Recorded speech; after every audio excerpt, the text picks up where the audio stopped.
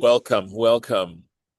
Baruch atah Adonai Eloheinu melech haolam asher kitshanu b'mitzvotav v'tzivanu asok b'divrei Torah. So Amen. thank you.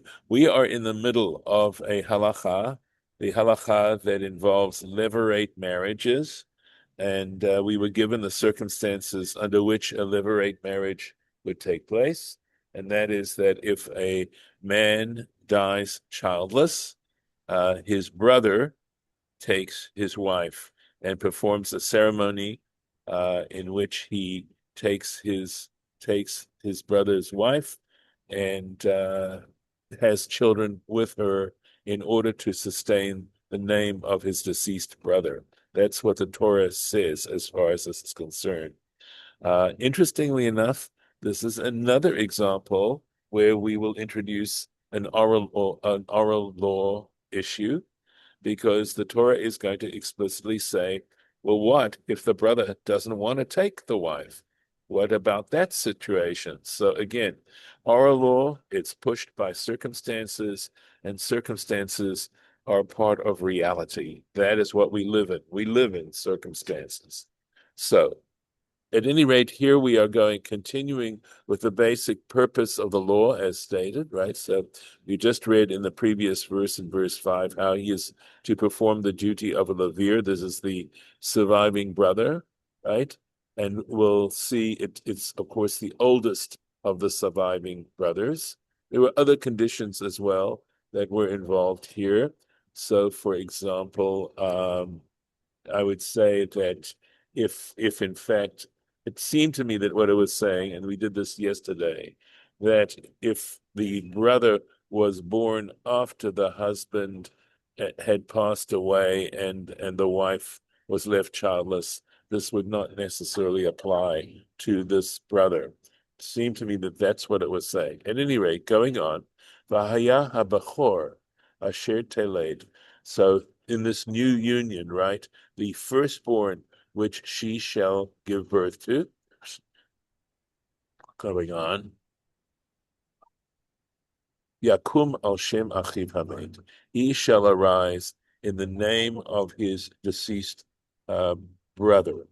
Okay, so we'll see what this means. Okay, V'lo yimche, so that is not blotted out. Yimche, Shmo Yisrael is named from Israel. This is the deceased brother, right? So here we're saying, right, that the firstborn shall take place in a way, right? Shall stand in the place of the father, right, that had died, that had died. Let's take a look at the Rashi. This is clearly screaming out for some parsing and some interpretation. V'haya habachor, and the firstborn, that is gadol ha'achim hu miyavim, right? So he's saying in this case, the Bachor, it would appear, right, that the Bachor is referring here in this verse, not as I interpreted it, but rather the way the tradition interprets it, which Rashi explains, Gadol ha'achim, that in this case, in other words, that this Haya HaBachor this Bachor is referring to the brother of the deceased, and that we're talking about the oldest of the brother. So we're saying now, who is the person? Suppose a man dies childless and he has 3 or 4 brothers, or 2 brothers surviving, etc. Then the one upon whom this mitzvah falls is the oldest of all of them. That's how we go on this particular. So this, interestingly, the Bechor here is not the firstborn son as I misinterpreted it, but rather it's referring to the brother. Asher Teled, okay, who shall provide children, right? So it says, or which she will give birth to. Prat ba'elonit. So again, another circumstance by which this law does not apply. It's to exclude an Ilonit. An Ilonit is a woman who is incapable of giving birth to a child. Wait a minute. Now you'll let Oh, it. shush. He doesn't. Is not able to sorry, Harlan, you may want to mute unless you have a question.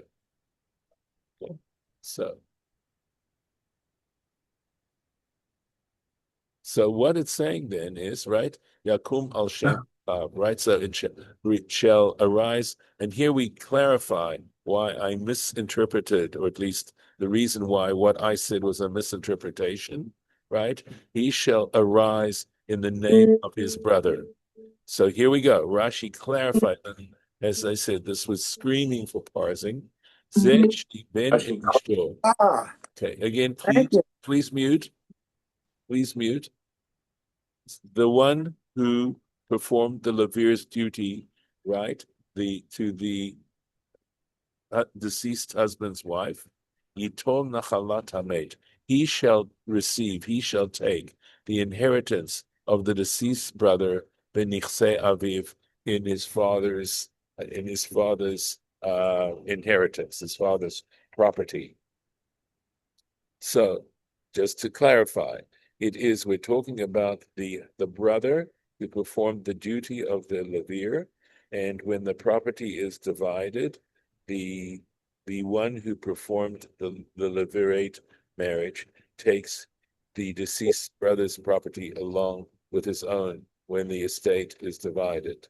V'lo yimche shmo, so that his name not be blotted out. So he says, again, this is, I think, saying where this law does not apply. Prat means to exclude the Eshet Saris to a woman, right? The wife of a Saris. A Saris is a eunuch, Sheshmo Mafui, because his name is considered blotted out, because he's incapable of having children, of having offspring. So again, one reason I want to reiterate this, that there are all these kinds of exceptions to the practice of the levirate marriage, is that under normal circumstances, right, you are forbidden to marry your brother's wife. It is considered consanguineous and is one of the forbidden unions that is mentioned in Leviticus. And yet here we have an exceptional circumstance where it becomes a mitzvah. I will tell you that there was, I think, an Amorah, I think by the name of Abba Shaul, who forbid it in general. That there was that in general, the position is that when the union takes place, that is when the surviving brother has relations with the widow, he has to do it for pure reasons, that is purely for the sake of raising offspring for his deceased brother. And if he can't do it that way, if there's some other kind of reason that is involved in that intimacy, it's not proper. Then it's starting to feel like the forbidden union. So that in general, there's all these kinds of backgrounds to this particular halakha. It is an interesting halakha. Yes, David. Yeah. So, but if he marries, he marries his brother's wife, and his deceased brother's wife, and they have children. He's not like allowed to fall in love with her. I mean, they're not allowed to have that kind of relationship. I mean that. Yes, I would say that we should note a distinction between falling in love and falling in lust. So that's the idea here. Yeah, I mean, you're raising a very interesting issue. So it's one thing we confuse, I believe, in our society between love and lust. To act in a loving way, Speaking. different. No, I think he's frozen. Okay. What's that? I'm sorry, Morris, did you have a comment? Hello. Can't hear you. You were frozen, know. Mordecai. I lost connection is what happened. Sorry, Morris, what was the point you were making? Yeah. Morris? No, it was me, No, David. Yeah, I thought I David heard was It Morris was me. comment too. David Yes, was David, making, what were you saying? and I Yeah. agree with him. My Go on, Yeah, I no. David. agree with them too. I was saying that in this case, the question is if the brother takes his deceased brother's wife, he's not Yes. allowed to like fall in love with her because he's now going to have children with her and a family. So that's not appropriate at this point, or based on what you said, it Yeah. doesn't sound like it. Right. So I think in general, they probably were concerned about falling in lust and didn't want to see that happen because Well, but that, I mean, I'm yeah, saying, yeah, go on. but they Yeah, can't. I mean, if he's going to have children with his brother, he can't like have a normal relationship with his, brother's wife, or I mean, that's what it almost sounds like. I'm going to quote Well, a this saying. is very, Go on, Morris. Go on. this is very reminiscent of the stories about the how the Talmud tells you how long you can have sex, Yeah, uh, yeah. you know, when, and on and on and on. Hmm. And so it makes it into a non-pleasurable experience. Yeah. Okay. But I the don't, I name, don't the name, the go on. I'm going to Mordechai, let the others name, comment. Go ahead, Lenny. Lenny, go on. yeah, the name, the brother is to marry the wife to prolong, to continue the name of the brother, but it's the same name. It's the same name. They both have the same last name. Right. But I think I in mean, some if ways it's if so. Yeah, right. Exactly what we mean by the name, I think, is an interesting question, and I don't know that I've given that enough thought myself. So I'll have to leave that somewhat open. Let me say this. I'm going to quote Ambrose Bierce's Devil's Dictionary and Ambrose Bierce's Devil's Dictionary definition of love. What is, according to Ambrose Bierce, the definition of love is temporary state of insanity curable only through marriage. And yes. So here's Oh, the thing. all I right. but I think there's a level of truth to that. And that is that very often what prompts us to marry our partner is not what sustains the marriage. What sustains the marriage has little to do with those elements that perhaps brought us together to begin with. And what sustains the marriage has to do with a lot of showing love in many other kinds of ways than in lusting. And I think that's why technically this might work. But on the other hand, I think the rabbis understood that it was very, very difficult. That lusting is something that is so much a part of human nature that they tended to move, at least Abba Shaul, in Abba Shaul's words, he tended to make sure that what will follow in the moment in the text, which is Chalitza, where there is not this does not take place, uh, didn't take place at all. But I think that it's for us, perhaps, moderns, it's an instructive lesson in terms of why so many marriages fail is because people don't really understand what it is to be loving as opposed and how we think that fall in love is, is in fact falling in lust. And to recognize our lusts, a lust is an appetite. Love is a pattern of behavior. And it's the way and love has more to do with the relationship itself and how and the I think the foundations of that relationship. So I don't think that the Torah is not dead against lust. It is certainly, I think, it is certainly understands it. You could say that that's what happened when Jacob set eyes on Rachel the first time. But we also realize that there are a lot of complexities in if one gives too much, let's say, strength to lusting. Lusting can become addictive. It can be overpowering. It can lead to all kinds of terrible things. So you want to kind of enjoy it, but as I like to say, you want to dance with it. You want to be careful and not let it control your life. Because if it does, there's a good chance you're going to have a very unhappy life. There's the sermon for this morning. Okay. Let me go back into What about Can I ask, Yeah. was Jacob a pedophile? Why would you say that? But she was 3 years old. I think you're referring to Isaac and Rebecca, and I don't think she was 3 years old. Oh, well, that's the Yeah. story. The story is that Rebecca was very young, that she was very young, but she clearly was very mature too. So, but I believe that there is an interesting, I read many years ago, an interesting commentary that actually showed that that was not necessarily the case, because there are a number of verses and connections that are used to prove what age Rebecca was at the time. But there is a Tosafot Yeshanim, I believe, that discusses that and shows that you don't actually have to you don't, they're not happy either with Rebecca being so very, very young. And you know, that's the reason, and they say that's not the greatest proof at all. Having said that, let's just accept it, on the original that she was such a young girl. Does that mean Isaac was a pedophile?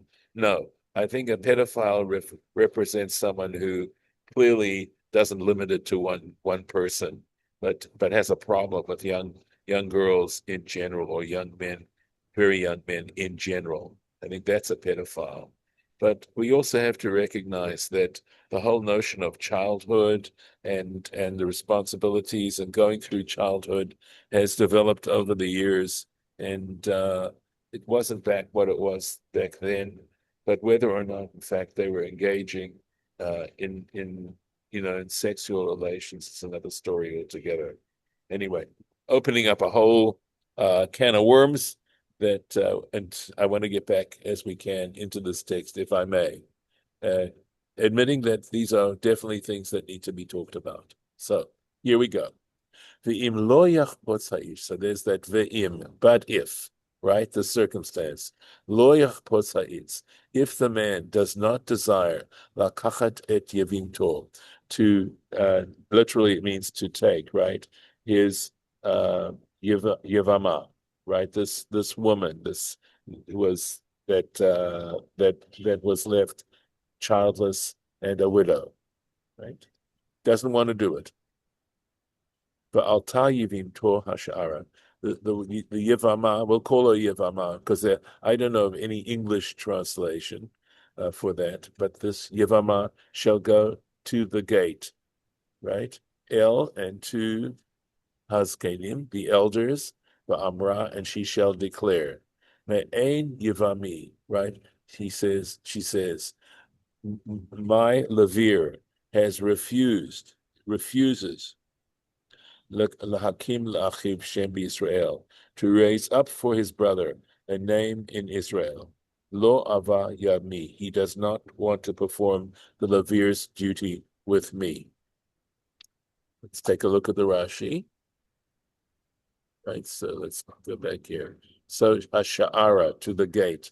So Rashi says, Ketargumor, just as it's the Targum understands it, and the Targum, the Aramaic is litra beit dina, that's the Aramaic. Tra is the gate, right, of the court. In other words, she should go to the courthouse.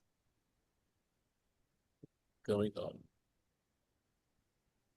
V'karu lo ziknei iro, and the elders of the town shall call him, summon him, right? V'dibru, and they shall speak, elav, to him, v'amad v'amar, and he stands and he says, lo chafatzi lekafta, I do not desire to take her. So for Ahmad, right, he needs to stand. For Amidah, this has to take place. Standing up, making this declaration. For Amar, and he says, so the fact that it says, and he shall say, the idea, and this is in Tractate Sota, page 32, the Lashon HaKodesh. He has to say this in Hebrew. For Afhi Tevareha Lashon HaKodesh. And she too, her words have to be in Hebrew. So there's a very formal structure to this particular ceremony, and these words that are being stated have to be stated in Hebrew. V'niksha Yibbum elav, and the Yivama shall draw close to him, le'ene, draw near him, le'ene, in the presence, hazakanim, in the presence of, or in the sight of the elders, v'chalza na'alo me'al raglav, and she shall remove his shoe from his foot. And they actually have, to this day, they have a special sandal that was made for this particular ceremony. V'yiraka b'fanav, and she should spit. It really means, literally it says in his face, but that Rashi is quick to tell us, here we go, v'yiraka b'fanav.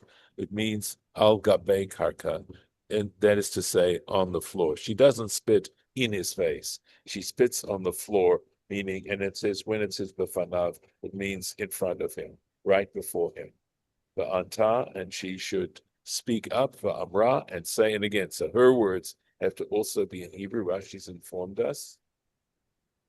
Just keep in mind all this commentary that look at this tremendous amount of stuff that's in the Torah Tamima that we are not dealing with, that Rashi is dealing with, right? So let's go to the next. We need to go to the next verse, right? Okay, v'amra, she should say, sorry, continuation of the verse in Hebrew. Kacha ye'aseh la'ish, thus will be done to the man, asher lo yivneh, who will not build up et beit achiv, the house of his brother, will not build up the house of his brother. So let's take a look. Asher, let's make sure I'm getting all the Rashis involved here. So yes, okay. Going back. Right, asher lo yivneh, who will not build up. Mikan, and because it says who will not build up, from this they derived the mi shechalatz, that once a person has performed chalitza, once he has had the shoe removed, etc., shelo yachzir, he can't change his mind, the yavem, okay, and that he then can perform the levirate ceremony. Once it's done, it's over. He cannot change his mind. The lo kativ, why? Because it doesn't state asher lo bana. It doesn't say who did not build up his brother's house, ela asher lo yivneh, but it says who will not build up the kevan. And since lo shelo bana, since he was not willing to build up his brother's house, shuv lo yivneh, once again, he should never be able to build it once again. So, a little bit more. V'nikra shmo b'Yisrael, and his name shall be called in Israel, Beit Chalitza Hana'al, right? He shall be known as the house of the removed shoe, the shoe that was removed. V'nikra shmo. So this is understood then as a mitzvah in a way, right? His name shall be called, here we go, mitzvah al kol ha'amdim. It is a commandment on all those who are standing sham there, lomar chalutz hanal. There too, after this whole ceremony has taken place, they all stand and say, or they all say, chalutz hanal, that the one who has his shoe removed, has his shoe removed. So this is in some ways fascinating, because it has sort of various opposing values that are being put together here. The Torah seems to be very clear that a person shouldn't do this, that a person should perform a levirate ceremony. And yet at the same time, as I pointed out, the Torah also forbids under general circumstances anything other than this circumstance for a man to marry his brothers, even if he's deceased, his deceased brother's wife, if they have children, right? If his brother had children with this woman, he is not allowed to have relations with her ever. And here, there's a commandment for him to have relations with her. And so we have to deal with this sort of conflict of laws as best as we can. And even though it seems like the Torah is saying that someone who doesn't do this is doing something wrong, yet the tradition, despite that fact, feels that since there is an out here, they would rather fall on the side of not possibly committing any kind of improper behavior. Certainly, this consanguineous relationship. And this is how it's dealt with. As I said, it is one of the most complicated tractates and a very difficult one. And there are all kinds of circumstances which the Torah, as you can see, already puts in that prevent the ceremony from taking place. It's a lot to reflect on. So if you'd like to say anything for the record, I'm happy to hear what you have to say. Anything? All right. Go off the record.